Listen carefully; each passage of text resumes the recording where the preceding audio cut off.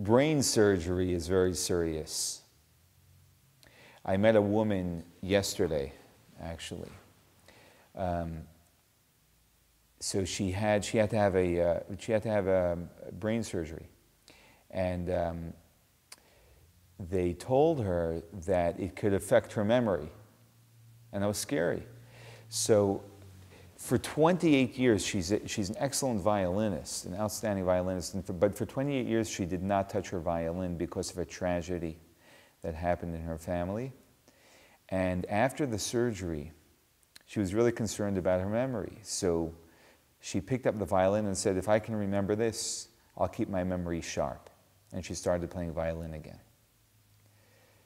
So it's a really frightening experience, because when you're going into that part of the body, it's like going into the hard drive. It's like you touch the wrong thing and it can have deadly results, everlasting effect on the system. It's not like a key on the keyboard. It's really serious.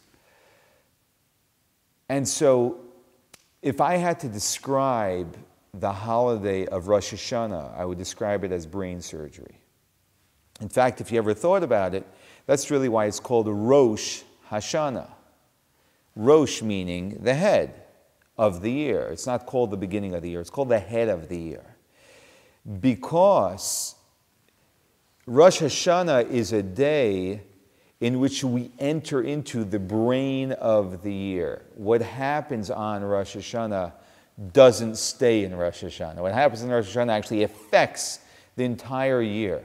Because on Rosh Hashanah, God actually determines the energy, the flow of blessing, the general overall energy and flow of blessing that is going to be put into the new year on a personal level and on a global level. So it's a pretty serious day. Like when we go, God forbid someone has to go into brain surgery. Because you know that the impact of this day is so powerful and so strong. So this is the reason why in Rosh Hashanah people, if you open up the Code of Jewish Law, it tells us not to nap on Rosh Hashanah. It's better that you not nap on Rosh Hashanah. And in some respect, if you realize it, how can you nap on Rosh Hashanah? The blessing of this spiritual brain surgery is that we're wide awake during the surgery. And we have the ability to consciously impact the surgery ourselves. Perhaps we are the ones performing surgery on ourselves, on the world around us. And so, how can you nap at such a crucial moment? Imagine if the doctor would fall asleep at that time. So it's a matter of us understanding what's happening.